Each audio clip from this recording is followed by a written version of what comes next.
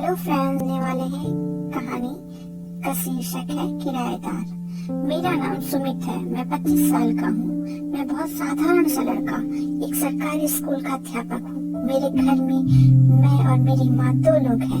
मैं समय से स्कूल खत्म कर समय से घर लौट आता था, क्योंकि मुझे अपनी माँ का ख्याल भी रखना होता था, जो कि अक्सर मेरे पिताजी, जो अब इस संसार में नहीं है, के बारे में सोचकर डिप्रेशन में चली जाती थी। तो अब मेरी जिम्मेदारी है कि मैं अपनी माँ के साथ समय बिताकर उनको ज्यादा से ज्यादा खुश रखूं। मेरे घर के सामने वाला घर शर्मा जी का, जो कि फौज में थे। फौज में होने की वजह से वो बाहर रहते थे और उनका मकान खाली पड़ा था। एक दिन एक लड़की किराए पर रहने के लिए आई। जब मैंने उसे पहले दिन देखा, उसके हाथों में कई सारा सामान लड़खड़ाती हुई अपना सामान ऑटो रिक्शा से उतारती हुई घबराई हुई सी, शर्माई हुई सी थी कि कोई उसे देखकर उसका मजाक तो नहीं बना रहा। उसने अपनी नजरों से इधर उधर देखा कि कोई उसे देख तो नहीं रहा, किसी ने उसका सामान तो नहीं देखा। उसने कुछ ज्यादा अच्छे कपड़े नहीं पहने थे। बैंक की परीक्षा की तैयारी करने आई एक किराएदार, जिसका नाम विद्या, जो कि 22 साल की भोली सी सूरत और गहरी आंखों वाली लड़की। विद्या शक्ल से और कपड़ों से काफी भोली भाली दिख रही थी। उसका परिवार गांव में रहता था। वह पहले कभी शहर में बहुत दिनों के लिए नहीं रही। इतना सारा सामान खुद ऑटो से उतारते हुए देखकर मैंने सोचा उसकी मदद कर दूं। मैं अपनी छत से मैंने उसे पूछा कि क्या मैं आपका सामान उठाने में आपकी मदद कर दूं? उसने कुछ जवाब नहीं दिया, क्योंकि वह शायद उसके लिए मैं अजनबी था। उस समय मेरे मन में उसके लिए सिर्फ और सिर्फ एक मदद करने की ख्वाहिश जैसी ही बात थी, और कुछ ज्यादा नहीं। कुछ देर बाद जब ऑटो से उसने अपना सब सामान उतार लिया, तब ऑटो वाले ने उससे पैसे मांगे और उसने ऑटो वाले को 200 रुपए की नोट दी। ऑटो वाले ने कहा, मेरे पास 200 के खुले नहीं हैं, मुझे खुले पैसे दीजिए। मेरा किराया 130 रुपए हुआ है। विद्या ने अपनी सारी पर्स को ढूंढते हुए सब देखा, पर उसे चेंज पैसे नहीं मिले। विद्या परेशान थी, इधर उधर देख रही थी कि कोई उसके पास में अगर दुकान हो तो वहां जाकर वह चेंज कर ले, पर उसे कोई रास्ता नहीं दिखाई दे रहा था। उसने अपनी शर्मीली नजरों से मेरी तरफ देखा और इशारों से पूछा, क्या आपके पास खुले रुपए मिल जाएंगे? मैंने ऊपर से इशारा करते हुए हाँ बोला। मैंने नीचे जाकर विद्या को पैसे दिए। विद्या ने ऑटो वाले को पैसे दिए। तब ऑटो जा चुका था। अब विद्या से मैंने फिर से पूछा कि क्या मैं आपका सामान रखने में आपकी मदद कर दूं? विद्या ने नहीं कहते हुए सर हिलाया। मैंने भी धीरे धीरे अपने कदमों को पीछे लेने लगा, क्योंकि अनजान लड़की ना कह चुकी थी। शर्मा अंकल का दरवाजा बहुत दिनों से बंद था, तो खुलने भी नहीं रहा था। विद्या की फिर से उलझन बढ़ गई और विद्या ने झटके से दरवाजे को जैसे ही खोला, उसके ऊपर छिपकली गिर गई।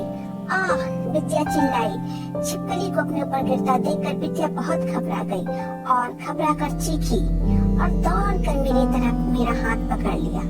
एक अनजान लड़की का अचानक से हाथ पकड़ना, मेरा मुंह लाल हो गया। विद्या के नाखून मेरे हाथों में गड़ चुके थे, पर मैं भी एक अनोखा एहसास कर रहा था। पर मैं थोड़ा सा हंसकर उस समय अपने आप को और विद्या को संभाला। अब विद्या से मैंने कहा, ठीक है, मैं ऐसा करता हूँ कि तुम्हारा सामान रख देता हूँ। मैंने विद्या का सामान उठाया और मैं सामान रखने लगा। विद्या भी अंदर आई। हम दोनों ने सामान रख रहे थे कि अचानक से विद्या का कुर्ता गेट में फंस गया। अरे ये क्या हुआ? और फंस कर फट गया।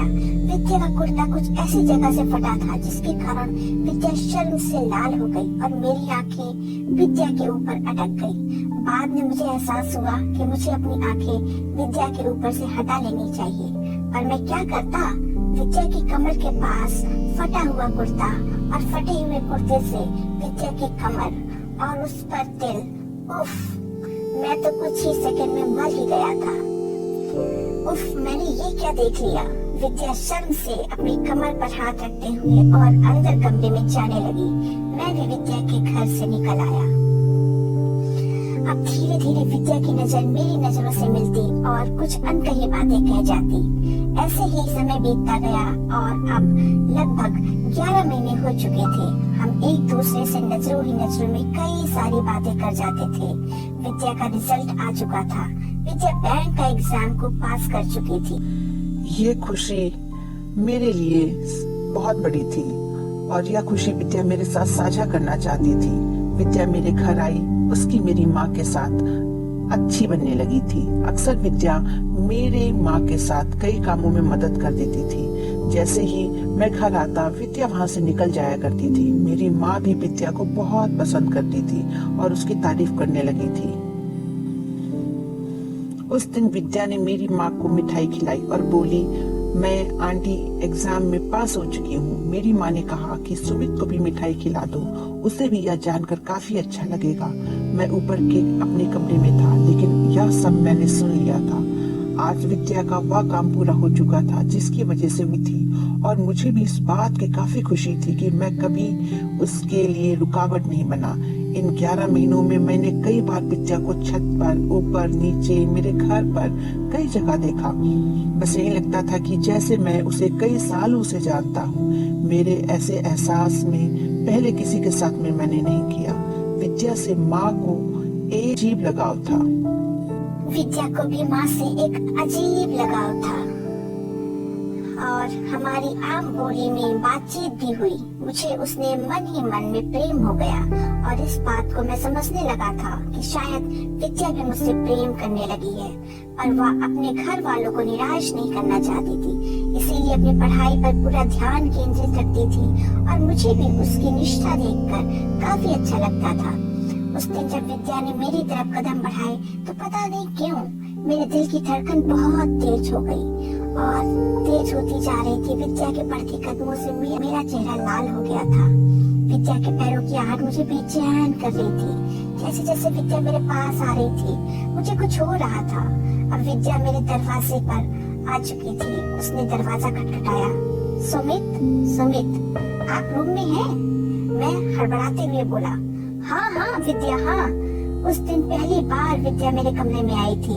अक्सर वह नीचे से ही माँ से मिलकर चली जाया करती थी। विद्या ने कहा, मैं आपको मिठाई खिलाना चाहती हूँ सुमित। मैंने पहली बार हिम्मत दिखाते हुए बोला, अगर मिठाई खिलानी है तो अपने हाथों से खिलाओ। विद्या शर्म से पानी पानी हो गई और कांपते हुए होठों से बोली, ठीक है, आपकी यह ख्वाहिश आज जरूर पूरी करूंगी। जैसे ही विद्या मेरी तरफ मुझे मिठाई खिलाने के लिए आगे बढ़ी, उसका पैर कमरे में रखी हुई टेबल से लग गया और वह अचानक से गिर पड़ी। जैसे ही विद्या जमीन पर गिरी और गिर रही, उसको पकड़ने की कोशिश की और मैं भी गिर पड़ा। हम दोनों एक दूसरे को देखकर बहुत तेजी तेजी से हंसने लगे। विद्या अचानक से गिरी थी और पैर में थोड़ी सी चोट आई थी। मैंने विद्या को बिस्तर पर बैठ जाने के लिए कहा, पर विद्या बोली, नहीं, मैं ठीक हूँ। मैंने विद्या को जबरदस्ती पकड़कर हाथ खींचते हुए बेड पर बिठा दिया और उसकी आंखों में आंखें डालकर कहा, विद्या, मैं काफी दिनों से तुम्हारा इंतजार कर रहा था। मैं नहीं चाहता था मेरी वजह से तुम्हारे करियर में कोई रुकावट आए। विद्या ने मेरा हाथ पकड़ा और कहा, सुमित, मैं मन ही मन आपसे प्यार करने लगी हूँ। जब मैंने आपको देखा था मेरी नजरें कहीं और किसी और को नहीं देख पा रही थी। आप मेरे लिए जो किया, आप वो अनजान शहर में बहुत था। आपने कभी मेरा फायदा नहीं उठाया। मेरे लिए कई बार नोट्स तैयार किए और माँ जी से भिजवाए। सुमित यह सब सुनकर अच्छा भी महसूस कर रहा था और थोड़ी झेप भी। विद्या का इकरार सुनकर सुमित से रहा नहीं गया। सुमित ने अपने होठ विद्या के हाथों पर रखे और रखते हुए उन्हें चूमा। विद्या की झुकी नजरें सुमित को पागल कर रही थी। विद्या ने शर्माते हुए मेरे कानों के पास कुछ कहने का इशारा किया। सुमित ने अपना कान जैसे ही विद्या की तरफ किया, विद्या ने नजदीक आकर अपने होठों को कानों के पास लाई। विद्या ने शर्माते हुए मेरे कानों के पास कुछ कहने का इशारा किया। सुमित अपना कान जैसे ही विद्या की तरफ किया, विद्या नजदीक आई और अपने होठों को सुमित के कानों के पास लाई। ओह माय गॉड, उफ, ये क्या एहसास था जिसने सुमित को पागल कर दिया था। सुमित की आंखें बंद हो गई। सुमित शून्य हो गया। विद्या के होंठ हल्के हल्के सुमित के कानों को छूते और कुछ कह रहे थे। विद्या के होंठ हल्के हल्के सुमित के कानों को छू रहे थे और कुछ कह रहे थे। वो क्या था? सुमित ने कुछ सुनाई नहीं पड़ रहा था। उसके होठों का स्पर्श सुमित को मदहोशी की ओर ले जा रहा था, जैसे वो अपने प्रेम का इजहार कर रही हो। और अचानक से दरवाजा बंद होने की आवाज आई। विद्या मुस्कुराते और शर्माते वहां से निकल गई। तो ये थी सुमित के प्रेम की शुरुआत।